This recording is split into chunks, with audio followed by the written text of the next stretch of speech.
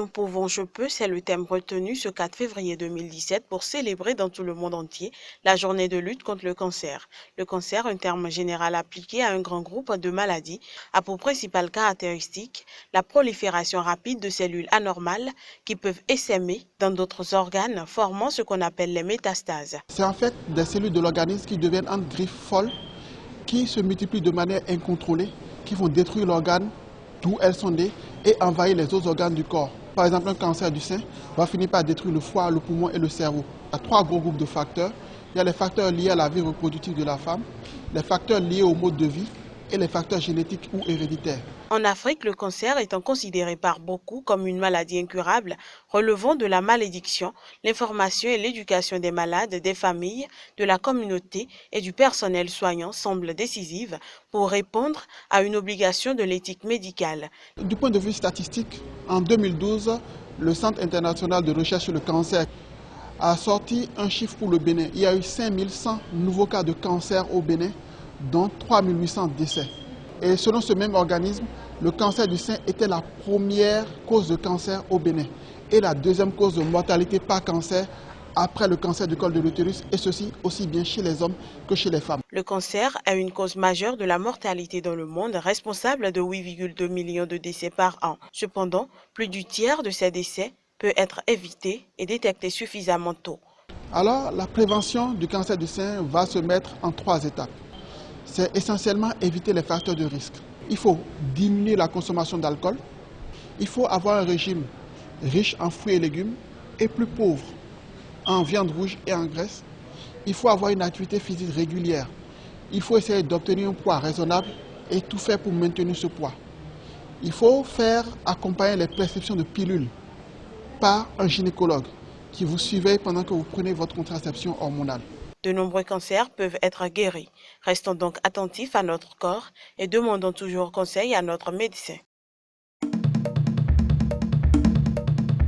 Les fidèles musulmans de la mosquée Bulgarie ont prié en toute tranquillité vendredi dans l'après-midi. Certains occupaient les espaces dits publics sans pour autant empêcher la circulation. Même si les hauts dignitaires n'adhèrent pas à cette décision de libération des espaces publics aux heures des grandes prières, ils ont pu négocier pour le moment un délai avec le préfet Modeste Toboula avant un quelconque arrangement avec le chef de l'État. Toboula, il est venu, il ne nous a pas surpris quand même. Parce que depuis que la décision est sortie, là où ils ont tracé qu'ils vont casser sur la mosquée, nous-mêmes, on avait déjà tout enlevé. Il restait seulement lieu d'abolition. Quand on l'a vu s'approcher à nous, nous-mêmes, on s'est dirigé vers lui. Il a demandé s'il y a un problème, on a dit oui. On voulait lui montrer que lieu d'abolition, là, il n'est qu'à nous laisser ça pour aujourd'hui, vendredi. Parce que nous, on a déjà acheté même les graviers pour pouvoir faire ça, les lieux d'abolition là à l'intérieur de la mosquée. On n'a même pas parlé de prière. Il n'a pas parlé de prière. Vous allez prier où? Il ne nous a pas posé cette question-là. Pour le ministre de la Justice et de la Législation, le gouvernement considère que nos rues, nos espaces publics ne peuvent plus être exposés à l'expression de la foi et de la religion. De ce point de vue, quelles que soient les confessions, musulmanes, chrétiennes, religions endogènes, l'expression de la foi ne doit plus consister en l'occupation de l'espace public, a insisté le ministre Joseph Diogbenou. En termes clairs, aucune dérogation pour quelque confession religieuse n'est point envisageable, toute chose qui ne pourra dissuader l'Union islamique du Bénin dans sa démarche de rencontrer le chef de l'État ce samedi.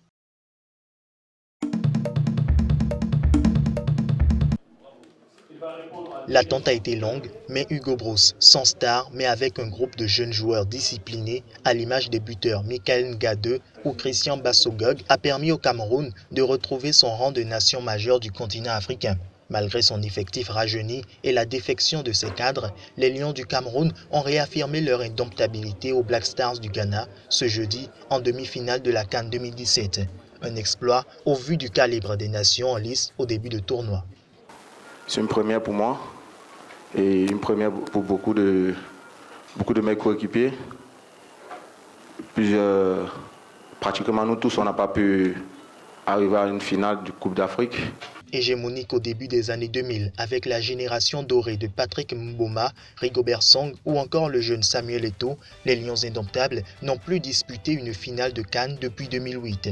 Dimanche, ils devront affronter le plus grand tenant de titre de l'histoire, les Pharaons d'Égypte, pour une revanche 9 ans après une défaite au même niveau. On n'est pas là pour se revancher, surtout pas. Parce qu'on va faire ça, on ne va plus jouer ce qu'on veut. Donc on veut surtout gagner cette finale. Et pour ces jeunes joueurs, j'ai déjà dit, il y en a 14 des 23 qui jouent leur première CAN. Donc c'est une occasion qu'ils ont, peut-être l'occasion unique qu'ils vont avoir dans toute leur carrière de gagner cette CAN. Signe du destin, le Cameroun avait déjà acquis à l'époque son billet pour la finale contre le Ghana. Pour les Black Stars, qui ont connu une trajectoire inverse à leur adversaire avec une place dans le dernier carré lors des 6 dernières éditions, cette élimination prématurée est un énorme coup dur. Finaliste malheureux en 2015, le Ghana était condamné à faire mieux pour mettre fin à la disette qui le poursuit depuis 1982. Ce n'est toujours pas pour cette année.